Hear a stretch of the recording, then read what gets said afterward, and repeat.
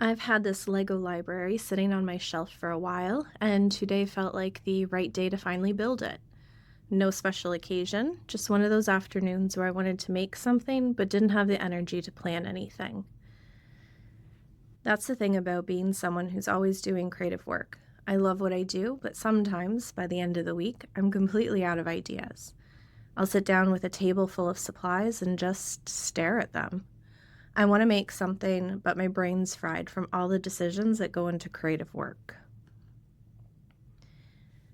It had actually been a few years since I'd built anything with Lego, but over the past year, I've done a few kits with my daughter and my partner's kids. He used to build Lego with them a lot as a bonding thing, and I had just started joining in. It reminded me of how much fun it was when I was younger. There's something really comforting about it, having all the pieces laid out, the instructions right there, and the little clicks as things start coming together. You can zone out in the best way. It's creative, but it doesn't demand creativity from you.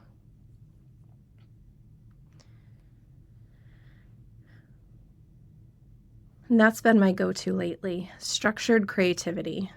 Projects like Lego or diamond painting where the design is already done. You still get the satisfaction of making something, but you don't have to come up with the idea from scratch. When I'm burned out, that's honestly what I need. I need to make something, but if I try to design or plan it, I end up overthinking. And suddenly I'm surrounded by materials, completely lost in options, and doing nothing. But give me something with directions, something where I can just follow steps, and my brain finally relaxes. It's almost meditative.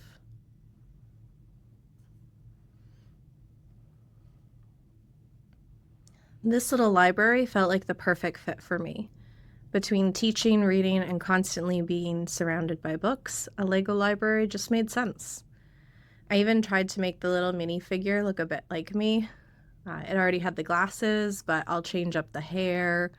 And it's even something that I would wear.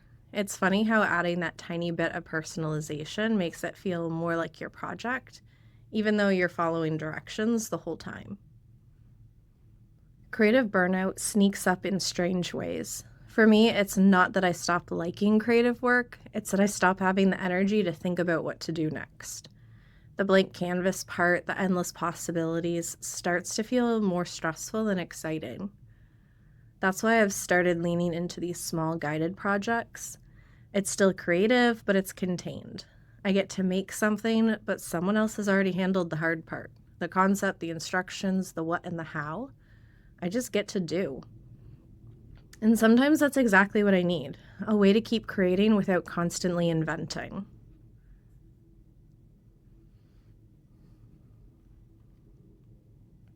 There's something really nice about the process too, the repetition.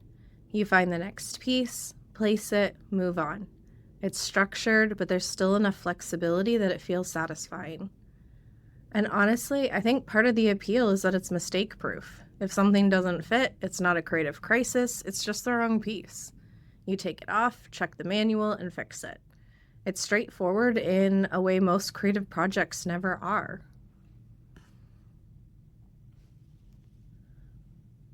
Over the past year or two, I've been trying to find more things like this.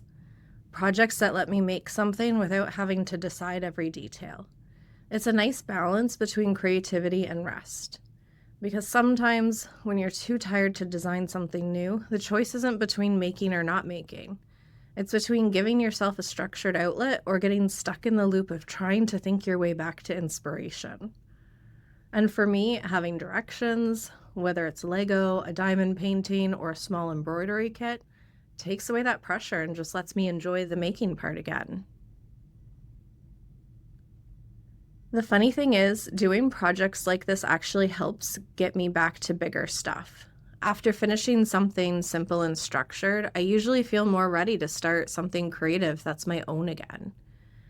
It's like giving my brain a breather. The work part of creativity rests, and the curious part wakes back up. And there's something I've really learned this past year, that staying creative doesn't always mean producing something new. Sometimes it just means keeping the habit of making alive, even in smaller ways.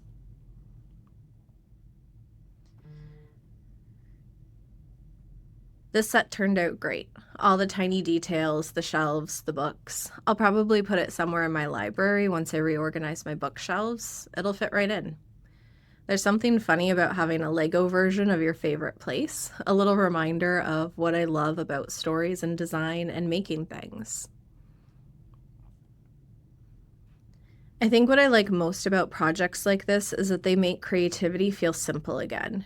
You don't have to overthink it, you just follow the steps, enjoy the process, and end up with something that makes you smile.